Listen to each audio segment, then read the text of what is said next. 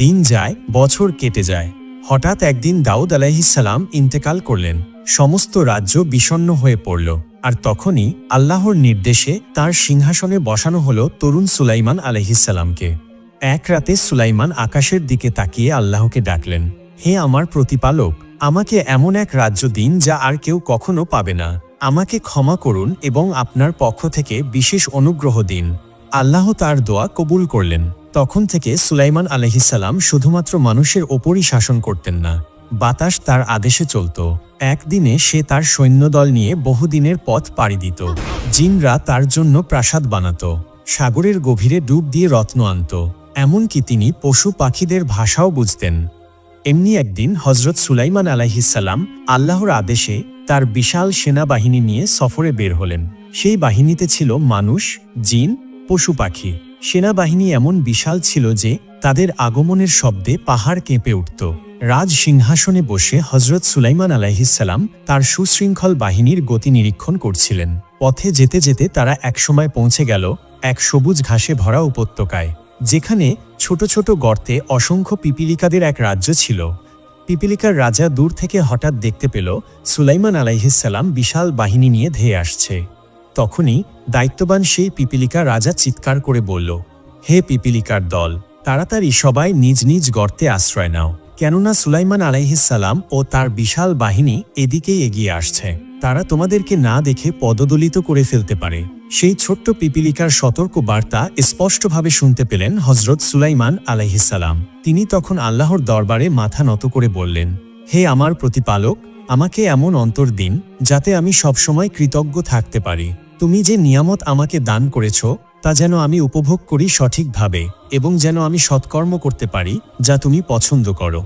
এরপর তিনি পিপিলিকার রাজাকে সম্মানের সাথে ডাকলেন এবং বললেন, তুমি এত ছোট অথচ এত দায়িত্বশীল, তোমার কথা শুনে আমি মুগ্ধ। কিন্তু বলো তো, তুমি কি সত্যিই মনে করো আমি এমন একজন যে পশু পাখির ক্ষতি করবে? পিপিলিকার রাজা বিনয়ের সাথে সামনে এসে দাঁড়িয়ে বলল, হে আল্লাহর নবী, আমি আপনাকে কখনোই জালেম ভাবিনি, বরং আমরা জানি আপনি প্রাণীদের সুরক্ষা দেন, তাদের অধিকার রক্ষা করেন। কিন্তু আমাদের রাজ্য এত ছোট, আমাদের দেহ এত নাজুক, আমরা আপনার বাহিনীর পায়ের নিচে না পড়েও পড়ে যেতে পারি। আমি কেবল আমার প্রজাদের নিয়ে উদ্বিগ্ন ছিলাম। যদি তাদের কোনো ক্ষতি হয় তবে আমি আল্লাহর কাছে দায়ী হব। আমার দায়িত্ব এই ছোট প্রাণীদের নিরাপদ রাখা, কারণ আমাকেও একদিন হিসাব দিতে হবে। আল্লাহ তাআলা কুরআনুল কারীমে এই আশ্চর্য ঘটনা আমাদের সামনে তুলে ধরেছেন, যা ঘটেছিল হজরত সুলাইমান আলাইহিসসালামের জীবনে। আল্লাহ বলেন, সুলাইমানের সামনে একত্রিত করা হলো তার বাহিনীকে, জিন, ইনসান এবং পাখিকুলকে, এবং তাদেরকে সুবিন্যস্ত করা হলো নানা দলে। যখন তারা এক পিপিলিকা অধ্যুষিত এলাকায় পৌঁছালো, তখন এক পিপিলিকা বলল, হে পিপিলিকার দল, তোমরা দ্রুত নিজেদের গর্তে ঢুকে যাও, যেন অজ্ঞাতসারে সুলাইমান ও তার বাহিনী তোমাদের পিষে না ফেলে। এই কথাটি শুনে সুলাইমান আলাইহিসসালাম মৃদু হেসে উঠলেন। একটি ক্ষুদ্র প্রাণীর এমন দূরদর্শিতার নেতৃত্বগুণ এবং প্রজ্ঞা তাকে অভিভূত করল। তিনি পিপিলিকার রাজার প্রতি গভীর শ্রদ্ধাবোধ অনুভব করলেন এবং তার সঙ্গে কথা বলতে উদ্যোগী হলেন। তিনি জিজ্ঞেস করলেন, তোমাদের পিপিলিকা বাহিনীর সংখ্যা কত? পিপিলিকার রাজা সম্মান বজায় রেখে উত্তর দিল, ধরা যাক আমাদের প্রধান সেনাপতির সংখ্যা 40,000। প্রতিটি সেনাপতির অধীনে রয়েছে 40,000 সুবাদার। প্রতিটি সুবাদারের অধীনে রয়েছে 40 জন হাকিম, এবং প্রতিটি হাকিমের অধীনে রয়েছে 40,000 ফৌজদার। এভাবেই আমাদের সংগঠিত বাহিনী কাজ করে চলে। এই বিশাল সেনা কাঠামো শুনে সুলাইমান আলাইহিসসালাম মুচকি হেসে বললেন, তোমাদের রাজ্য তো দেখছি যথেষ্ট শক্তিশালী এবং সুবিন্যস্ত। আচ্ছা বলো তো, তোমার রাজ্য ভালো নাকি আমার রাজ্য? পিপিলিকার রাজা বিন্দুমাত্র দ্বিধা না করে দৃঢ় কণ্ঠে বলল, আমার রাজ্য আপনার চাইতে উত্তম, কারণ আপনার রাজ্য গড়ে উঠেছে জিনদের শ্রমে এবং বাতাসের সাহায্যে। এতে স্পষ্ট যে আপনি পরনির্ভরশীল, আর আমি কোনো বাহ্যিক সাহায্যের উপর নির্ভর করি না। আমার কোনো সিংহাসন নেই কোনো বাহ্যিক বাহিনীর সহায়তা। আমি নিজ শক্তিতেই নিজের রাজ্য পরিচালনা করি, এমনকি এক মুহূর্তের জন্য কারো ওপর নির্ভর করি না। পিপিলিকার এই উত্তর হজরত সুলাইমান আলাইহিসসালামকে অভিভূত করে তুলল। তিনি অত্যন্ত প্রশংসার সুরে জিজ্ঞেস করলেন, তোমার কথায় এত প্রজ্ঞা, এত যুক্তির ছাপ, এসব তুমি কোথায় শিখলে?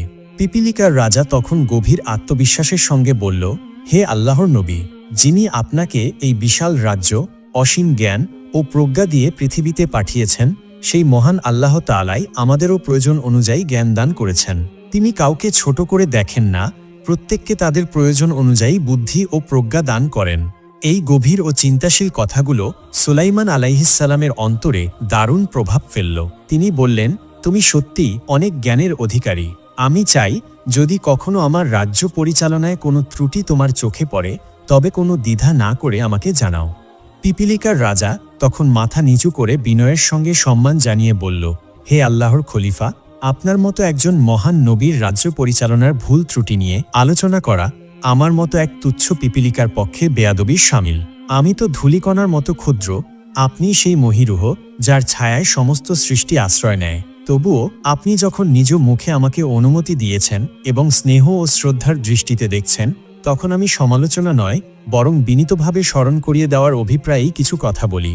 একটু থেমে পিপিলিকার রাজা গভীরভাবে চোখে চোখ রেখে আবার বলল, আপনি একসময় আল্লাহ তাআলার দরবারে এই দোয়া করেছিলেন, হে আমার প্রতিপালক, আমাকে এমন এক রাজ্য দান করুন যা আমার পরে আর কারো জন্য উপযুক্ত না হয়। নিশ্চয়ই আপনি শ্রেষ্ঠ দাতা। হে আল্লাহর নবী, আপনি তো জ্ঞানের ভাণ্ডার, প্রজ্ঞার আলো। আপনি তো জানেন আল্লাহর রাজ্য সীমাহীন, তার দান ফুরায় না। তাহলে কেন এই দোয়া? যদি আপনার পরে কোনো একজন বান্দাকে আল্লাহ আপনার মতো কিংবা আপনার চেয়েও বড় রাজ্য দান করেন, তাহলে আপত্তির কারণ কি? একজন নবী কি ঈর্ষার আশ্রয় নিতে পারেন অথবা নিজ শ্রেষ্ঠত্ব চিরস্থায়ী করতে চান? আমি জানি না আমার কথাগুলো আপনাকে কষ্ট দেবে কি না, কিন্তু আপনি নিজেই তো বললেন আমি যেন আপনার ভুল হলে স্মরণ করিয়ে দিই। আমি তাই করলাম, যেমন একজন প্রজার কর্তব্য রাজাকে সত্য স্মরণ করিয়ে দেওয়া। সুলাইমান আলাইহিসসালাম পিপিলিকা রাজার গভীর ও চিন্তন উদ্রেককারী কথাগুলো শুনে কিছুক্ষণের জন্য নীরব হয়ে গেলেন। তারপর খুব ধীরে তিনি বললেন, ভাই পিপিলিকা রাজা, তুমি যে গভীর উপলব্ধি নিয়ে আমার কাছে এসেছ তা আমি শ্রদ্ধার সঙ্গে গ্রহণ করি। যদি আমার মধ্যে আরও কোনো ভুল, সীমাবদ্ধতা বা অহংকারের চিহ্ন দেখতে পাও তবে বিনা দ্বিধায় আমাকে জানাও। আমি আল্লাহর একজন বান্দা, আমার দায়িত্ব হল প্রতিনিয়ত নিজের আত্মা শুদ্ধ করা। পিপিলিকাদের রাজা নতস্বরে জবাব দিল, হে নবী, হয়তো আমার কথাগুলো আপনার হৃদয়ে সামান্য কষ্টের রেখা এঁকেছে, তবে আপনি নিজেই তো আমাকে প্রতিশ্রুতি দিতে বলেছিলেন যে সত্য বলবে, ভয় করবে না। আমি সেই প্রতিশ্রুতির প্রতি বিশ্বস্ত থাকতেই এসব বলছি। হে সুলাইমান আলাইহিসসালাম, আপনি যে বেহেশতির আংটি ধারণ করছেন সেটির মাধ্যমেই তো আল্লাহ আপনাকে দিয়েছেন আকাশচুম্বী ক্ষমতা। পূর্ব থেকে পশ্চিম, উত্তর থেকে দক্ষিণ সমগ্র দুনিয়া আপনার অধীনে। জিন পরি, মানুষ, দানব, পাখি, প্রাণী, এমনকি আগুন ও বাতাস পর্যন্ত আপনার আদেশ মানে। এই সব কিছুই তো সেই আংটির মাহাত্ম্যে সম্ভব হয়েছে। এই আংটি আপনার নয়, এটি এক পবিত্র আমানত যা আল্লাহ আপনাকে সাময়িক সময়ের জন্য দিয়েছেন। কিন্তু প্রশ্ন হল, হে নবী, আপনি কি এই অপার নিয়ামতের জন্য আল্লাহর দরবারে যথাযথ কৃতজ্ঞতা প্রকাশ করছেন? আপনি তো জানেন কৃতজ্ঞতা শুধু মুখের শব্দে নয় বরং অন্তরের গভীর অনুভব এবং কাজের মাধ্যমে তা প্রকাশ পায়। আরেকটি বিষয় স্মরণ করিয়ে দিতে চাই, হে নবী, আল্লাহ যখন বাতাসকে আপনার অধীনে করে দিলেন তখন তা শুধু একটি অলৌকিক শক্তি নয়, তা ছিল এক শিক্ষা। বাতাস দেখা যায় না, ধরা যায় না, কোনো আকৃতিতে বাঁধা যায় না, তবুও তার উপস্থিতি আমাদের প্রতিটি মুহূর্তে অনুভূত হয়। এই বাতাস যেমন চুপিসারে আসে তেমনি আবার এক ঝড়ের ঝাপটায় সবকিছু লণ্ডভণ্ড করে দিতে পারে। এই বাতাসই আমাদের শেখায় পার্থিব সমস্ত শক্তি, রাজত্ব, গৌরব, দম্ভ সবই ক্ষণস্থায়ী। আজ আপনি শাসন করছেন, কাল কোনো মাটির নিচে শুয়ে থাকবেন। আজ আপনার গায়ে রাজকীয় পোশাক, কাল হয়তো শুধু এক সাদা কাফনের কাপড়ই আপনাকে ঢাকবে। বাতাসের মতো এ সমস্ত শক্তি চলে যাবে, মিলিয়ে যাবে, রয়ে যাবে শুধু সেই অনুভব আপনি কেমন ছিলেন আর কি রেখে গেলেন। এই সমস্ত কথা শুনে হযরত সুলাইমান আলাইহিসসালাম স্তব্ধ হয়ে গেলেন। তিনি পিপিলিকার রাজার কথায় মর্মাহত হলেও রাগান্বিত হলেন না, বরং তিনি নীরবে মাথা নিচু করে মাটির দিকে তাকিয়ে নিজের পথে চলতে শুরু করলেন। ঠিক তখনই পিপিলিকার রাজা তার ক্ষুদ্র কণ্ঠে শ্রদ্ধার সাথে ডাক দিল, হে আল্লাহর খলিফা, আপনি আমার দরজায় এসে খালি মুখে ফিরে যাবেন তা কি মানায়? আপনি তো সেই মহান নবী যিনি ধনী দরিদ্র নির্বিশেষে সকলের জন্য দয়ার বাতিঘর। আপনার প্রস্থানে আমার দরিদ্র রাজ্যেও দয়ার ছায়া পড়ুক। আপনি কিছু মুখে দিয়ে যান। এই বিনয় ও ভালোবাসাপূর্ণ বাক্য শুনে হযরত সুলাইমান আলাইহিসসালাম দাঁড়িয়ে পড়লেন। তখন পিপিলিকা রাজা তার সেনাদের আদেশ দিল, মানুষের উপযোগী কিছু নাস্তা নিয়ে এসো। পিঁপড়েরা ক্ষুদ্র ক্ষুদ্র খাদ্যবস্তুর সংকলন এনে পেশ করল। হজরত সুলাইমান আলাইহিসসালাম তা দেখে হালকা করে হেসে উঠলেন। এই হাসি ছিল ক্ষুদ্র প্রাণীর মহানুভবতায় অনুপ্রাণিত এক হাসি। পিপিলিকার রাজা বিনয়ের সাথে বলল, হুজুর, আপনি হাসছেন কেন? ক্ষুদ্র খাদ্যও যদি আল্লাহর বরকত থাকে তবে তা অগণিত প্রাণের তৃপ্তির জন্য যথেষ্ট। আবার বিশাল খাদ্যভাণ্ডারও এক বড় মাছের ক্ষুধা নিবারণে ব্যর্থ হতে পারে। সবই আল্লাহ তাআলার হাতে। আপনি বিসমিল্লাহ বলে মুখে দিন, নিশ্চয়ই তাতে বরকত হবে। হজরত সুলাইমান আলাইহিসসালাম বিসমিল্লাহ বলে সেই অল্প একটু খাবার থেকে একটুখানি মুখে দিলেন। তখনই তিনি অনুভব করলেন মুখে দেওয়ার পর তা আরও বড় হয়ে উঠেছে। যখন গিলে ফেললেন তার পেট যেন পরিপূর্ণ হয়ে গেল। তিনি অবাক হয়ে তার সৈন্যবাহিনী সঙ্গী সাথী আমির উমারাদের বললেন, তোমরাও একটু একটু করে গ্রহণ করো। সবাই এক চিমটি পরিমাণ করে খেলেন এবং আশ্চর্যভাবে প্রত্যেকেই তৃপ্ত হলেন। দ্বিতীয়বার আর কেউ খেতে উদ্যত হল না, কারণ সকলেই তৃপ্তিতে পরিপূর্ণ। কয়েক হাজার লোক এভাবে আহার সম্পন্ন করল। অথচ তখনও দেখা গেল পিপিলিকাদের আনা খাবারের মাত্র 1/4 শেষ হয়ে যায়। অতঃপর সুলাইমান আলাইহিসসালাম পিপিলিকার রাজাকে বিদায় জানিয়ে তার সৈন্য সামন্ত নিয়ে নিজের গন্তব্যের দিকে এগিয়ে যেতে লাগলেন। এরপর একদিন হজরত সুলাইমান আলাইহিসসালাম গভীর মনোযোগে দুয়ায় লিপ্ত হয়ে আল্লাহর দরবারে আরজি করলেন, হে আল্লাহ রব্বুল আলামিন, তুমি আমাকে সারা পৃথিবীর বাদশাহী দান করেছ, নবুয়তের মহামর্যাদাও দিয়েছ। তুমি আমাকে এমন শক্তি ও সম্মান দিয়েছ যা আগে কখনো কেউ পায়নি। কিন্তু হে প্রভু, আমি তো চিরকাল পৃথিবীতে থাকব না, একদিন চলে যেতে হবে। এই রাজত্ব, এই সিংহাসন, এই বাহিনী কিছুই আমার থাকবে না। তবু আমি চাই এমন একটি কাজ করে যেতে যা আমাকে তোমার প্রতি নিবেদিত প্রমাণ করবে, আর যেন কিয়ামত পর্যন্ত তোমার প্রিয় বান্দারা আমাকে মনে রাখে। আমি চাই তোমার পবিত্র ঘর বাইতুল আকসা নতুনভাবে নির্মাণ করতে।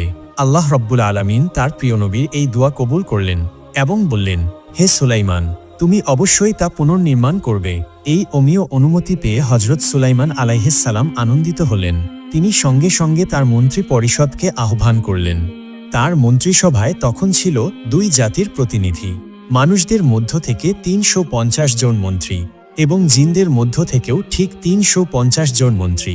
সভা বসল, সবাই সমবেত হল। হজরত সুলাইমান আলাইহিসসালাম বললেন, আমি বাইতুল আকসা পুনর্নির্মাণ করতে চাই।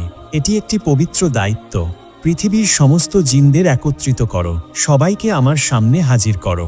তার এই হুকুমে জিন মন্ত্রীরা ছুটে গেল। বিশাল এক ময়দানে পৃথিবীর সব জিন জাতিকে একত্র করল। সব জিন সমবেত হলে হজরত সুলাইমান আলাইহিসসালাম তাদেরকে বললেন, আমি আল্লাহর ঘর বাইতুল আকসা আবার গড়ে তুলব। এজন্য দরকার মূল্যবান হীরা, মুক্তা, জহরত এবং দুর্লভ পাথর। তোমরা সমুদ্রের অতল গহীন থেকে এসব সংগ্রহ করে আনো। আমি এসব রত্ন দিয়ে আল্লাহর ঘরকে সাজিয়ে তুলব, যেন তা যুগ যুগ ধরে আলোকিত থাকে। সুলাইমান আলাইহিসসালামের এই আদেশ পেয়ে জিনেরা সঙ্গে সঙ্গে কাজ শুরু করে দিল। তারা সমুদ্রের তলদেশ থেকে একের পর এক দামি হীরা, মুক্তা, জহরত ও ঝলমলে পাথর তুলে আনতে লাগল। এরপর হজরত সুলাইমান আলাইহিসসালাম জিনদের হাতে তুলে দিলেন বাইতুল আকসার নির্মাণের একটি চিত্র। বললেন, এভাবেই গড়তে হবে, এই ডিজাইন অনুসারে হবে বাইতুল আকসার নির্মাণ। সুলাইমান আলাইহিসসালাম যখন বাইতুল আকসা নির্মাণের অনুমতি পেলেন আল্লাহর পক্ষ থেকে, তখন তিনি আর দেরি করলেন না। জিনদের বললেন, শোনো, এবার কাজ শুরু হবে। দিন রাত এক করে কাজ করতে হবে। জিনেরা জানে এই নবীর সামনে ফাঁকি মারা মানে মৃত্যু ডেকে আনা, তাই তারা দিনরাত কাজ করতে লাগল। সুলাইমান আলাইহিসসালাম প্রথমেই নিজের জন্য একটা কক্ষ নির্মাণ করালেন, পুরোপুরি কাঁচ দিয়ে ঘেরা, যেন তিনি সবকিছু দেখতে পারেন, কিন্তু কেউ তাকে স্পষ্ট দেখতে না পারে। জিনেরা দূর থেকে কক্ষে তাকিয়ে ভাবত, ওই যে নবী সুলাইমান তো কক্ষেই বসে আছেন, একদম তাকিয়ে আছেন আমাদের দিকে। আর সেই ভয়েই তারা সারাক্ষণ কাজ করে যেত, কারণ তারা জানত সুলাইমান আলাইহিসসালাম এক মুহূর্তের জন্য কক্ষ থেকে বের হলেও তারা যদি বুঝে যায় তিনি নেই, তবে সঙ্গে সঙ্গে কাজ ফাঁকি দেবে। জিনজাতি ছিল একটু অলস, একটু ছটফটে, তাদের শাসন না করলে ঠিকঠাক কাজ হয় না। কিন্তু নবী সুলাইমান ছিলেন কড়া, ন্যায়পরায়ণ এবং ক্ষমতাবান। তার ভয়ে তারা দিনরাত বাইতুল আকসার নির্মাণের কাজ করে যাচ্ছিল। দিন যায় রাত যায়, মসজিদুল আকসার কাজ প্রায় শেষের পথে। 3 ভাগের 2 ভাগ কাজ প্রায় সম্পন্ন। এমন সময় হঠাৎই সুলাইমান আলাইহিসসালামের কক্ষে হাজির হলেন একজন অতিথি। তিনি জিজ্ঞেস করলেন, তুমি কে? সামনে দাঁড়িয়ে থাকা ব্যক্তিটি বললেন, আমি আল্লাহর ফেরেশতা মালাকুল মউত আজরাইল। আল্লাহর আদেশ, আমি তোমার জান কবজ করতে এসেছি। সুলাইমান আলাইহিসসালাম কিছুক্ষণ চুপ থাকলেন। তারপর ধীরে ধীরে বললেন, তুমি জানো, বাইতুল আকসার কাজ এখনো শেষ হয়নি। জিনেরা এখনো রাত দিন কাজ করছে। যদি তারা জেনে যায় আমি আর নেই, তবে ওরা আর এক মুহূর্ত কাজ করবে না। 3 ভাগের 2 ভাগ হয়েছে, আর 1 ভাগ বাকি। ভাই, আজরাইল একটু সময় দাও। আজরাইল বললেন, হে নবী, আমি ক্ষমতাহীন, আল্লাহর আদেশ মানতেই হয়, সময় দিতে পারি না। সুলাইমান আলাইহিসসালাম কাতরভাবে বললেন, ভাই, আমি নিজের জন্য সময় চাইছি না, আমার রাজত্বের জন্য না, সিংহাসনের জন্য না, আমার স্ত্রী পুত্রদের জন্য না। আমি কেবল চাই আল্লাহর ঘরটা সম্পূর্ণ হোক, বাইতুল আকসা যেন পূর্ণ হয়। এই একটি কাজ শেষ করে যেতে চাই, যাতে কিয়ামত পর্যন্ত মানুষ আমাকে স্মরণ করে। আজরাইল আলাইহিসসালাম শান্ত কণ্ঠে বললেন, আপনি যদি কিছুটা সময় চান তাহলে আল্লাহ রাব্বুল আলামিনের কাছে দোয়া করুন। তিনি যদি অনুমতি দেন আর আমাকেও যদি সে অনুমতি দেন তাহলে আমি ফিরে যাব। হযরত সুলাইমান আলাইহিসসালাম চোখ বন্ধ করে ধীরে ধীরে দুহাত তুলে দোয়া করলেন, হে আমার প্রভু, হে আল্লাহ, তুমি যদি চাও আমি এখনই এই দুনিয়ার মায়া ছেড়ে চলে যাব। আমার কোনো আপত্তি নেই, কিন্তু আমি তোমার ঘর মসজিদুল আকসা পুনর্নির্মাণের জন্য কিছুটা সময় চাই। হে রব, তুমি তো জানো এই কাজ চলছে জিনদের দ্বারা। তারা আমার উপস্থিতির ভয়ে দিনরাত খেটে চলছে। এখন যদি আমি চলে যাই তারা কাজ বন্ধ করে দেবে, মসজিদের কাজ অপূর্ণ থেকে যাবে। তাই হে রব, আমাকে সামান্য একটু সময় দাও, শুধু এই কাজটা শেষ করে নিতে দাও। আল্লাহ তাআলা সাড়া দিলেন, হে আমার নবী সুলাইমান, আমি এই পৃথিবী সৃষ্টির শুরু থেকে আজ পর্যন্ত কাউকেই অতিরিক্ত সময় দেইনি। এটা আমার বিধানের বাইরে, আমার সিদ্ধান্তের বাইরে। মালাকুল মউত যার দরজায় যাবে সে কখনো খালি হাতে ফিরবে না। আল্লাহর এই কথা শুনে হযরত সুলাইমান আলাইহিসসালাম মাথা নিচু করে বললেন, হে আল্লাহ, আমি সন্তুষ্ট, আপনি যেটা ভালো মনে করেন সেটাই হোক। তবে একটি প্রশ্ন, আমার মৃত্যুর পর কি মসজিদুল আকসার কাজ সম্পূর্ণ হবে না? আল্লাহ তাআলা স্নেহভরা কণ্ঠে বললেন, সুলাইমান, চিন্তা করো না, এই দায়িত্ব এখন আমি আল্লাহ নিয়ে নিলাম। তোমার মৃত্যুর পরও এই কাজ শেষ হবে। জিন জাতিরাই এই কাজ শেষ করবে তাদের অজান্তেই। আল্লাহর এই আশ্বাসে সুলাইমান আলাইহিসসালাম নিশ্চিন্ত হলেন।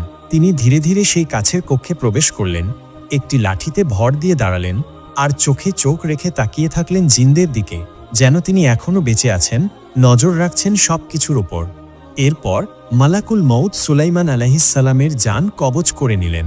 সুলাইমান আলাইহিসসালামের ইন্তেকাল হয়ে গেল। এখানে একটু বলে রাখি, নবীদের একটা বিশেষ মুজিজা থাকে, আল্লাহ তাদের দেহ পবিত্র ও অক্ষত অবস্থায় রাখেন। সুলাইমান আলাইহিসসালাম তখনও লাঠিতে ভর দিয়ে সেই জিনদের দিকে তাকিয়েছিলেন। অন্যদিকে জিনেরা ভাবতে লাগলো, আমাদের বাদশাহ তো চোখে চোখ রেখে আমাদের দেখছেন, কোনোভাবেই কাজ থেকে ফাঁকি দেয়া যাবে না, একটুও গড়িমসি করলে তো কঠিন শাস্তি আসবে আমাদের ওপর। এই ভয়েই তারা রাত দিন হাড়ভাঙা পরিশ্রম করে চলল, আর এভাবেই বাইতুল আকসার কাজ পরিপূর্ণভাবে শেষ করল তারা। কিন্তু তখনও কেউ জানে না সুলাইমান আলাইহিসসালাম আর এই দুনিয়ায় নেই। এদিকে খুব ছোট্ট একটা পোকা, ঘুনপোকা, সে চুপি চুপি কাজ করে চলেছে। সে আস্তে আস্তে সুলাইমান আলাইহিসসালামের লাঠি খেতে লাগলো, তিল তিল করে। একটা লাঠি কুঁড়ে কুঁড়ে খেতে তার সময় লেগে গেল পুরো 1 বছর। অবশেষে যখন লাঠির নিচের অংশ একেবারে শেষ হয়ে গেল, সুলাইমান আলাইহিসসালামের ভার আর ধরে রাখতে পারল না সেই লাঠি। তখনই তিনি ধপ করে মাটিতে পড়ে গেলেন। এই দৃশ্য দেখে জিনদের তো মাথা খারাপ, তারা তড়িঘড়ি করে দৌড়ে এলো। কি হলো আমাদের বাদশাহর, এভাবে হঠাৎ পড়ে গেলেন কেন? তারা এসে দেখল তিনি আর নেই। যিনি 1 বছর ধরে দাঁড়িয়েছিলেন, চোখে চোখ রেখে তাদের কাজ করাচ্ছিলেন, তিনি তো অনেক আগেই ইন্তেকাল করেছেন। আর যেই লাঠিতে তিনি ভর দিয়েছিলেন সেই লাঠি ঘুনপোকা খেয়ে ফেলেছে। জিনেরা তখন থমকে গেল, ভাবতে লাগলো, তবে কি সুলাইমান আলাইহিসসালামের মৃত্যু অনেক আগেই হয়েছিল? তারা তখন অনুসন্ধানে নেমে পড়ল। তারা একটা নতুন লাঠি এনে তাতে আবার ঘুনপোকা লাগিয়ে দিল। তারপর সারাদিন ধরে ঘুনপোকা কতটুকু খায় সেটা হিসেব করল। এভাবে তারা হিসেব করে বুঝল, এই পরিমাণ কাঠ খেতে সেই ঘুনপোকার লেগেছে পুরো 1 বছর। মানে সুলাইমান আলাইহিসসালামের মৃত্যু হয়েছিল আজ থেকে 1 বছর আগেই। একটা লাঠিতে ভর দিয়ে তিনি দাঁড়িয়েছিলেন, আর একটা ছোট্ট পোকা ধীরে ধীরে সেই লাঠি খাচ্ছিল। আর সেই লাঠি যখন একেবারে খেয়ে ফেলা হলো, তখনই তিনি পড়ে গেলেন। এ বিষয়ে কুরআনুল কারীমে আল্লাহ বলেন, অতঃপর যখন আমি তার সুলাইমানের মৃত্যু ঘটালাম, তখন কাউকে তার মৃত্যুর কথা জানাইনি, তার লাঠিকে খেয়ে ফেলা একটি পোকা ব্যতীত। তারপর যখন সে মাটিতে লুটিয়ে পড়ল, তখন জিনেরা বুঝতে পারল যে তারা অদৃশ্য বিষয়ের জ্ঞান রাখে না। যদি তারা অদৃশ্য বিষয়ে জ্ঞাত হতো, তবে তারা এই লাঞ্ছনাকর শাস্তিতে পতিত থাকত না। সূরা সাবা 14। তো এই ছিল আজকের ভিডিওটি যদি আপনাদের ভালো লেগে থাকে তাহলে অবশ্যই লাইক করবেন এবং এমন আরও ভিডিও পেতে আমাদের চ্যানেলটিকে সাবস্ক্রাইব করবেন। আসসালামু আলাইকুম।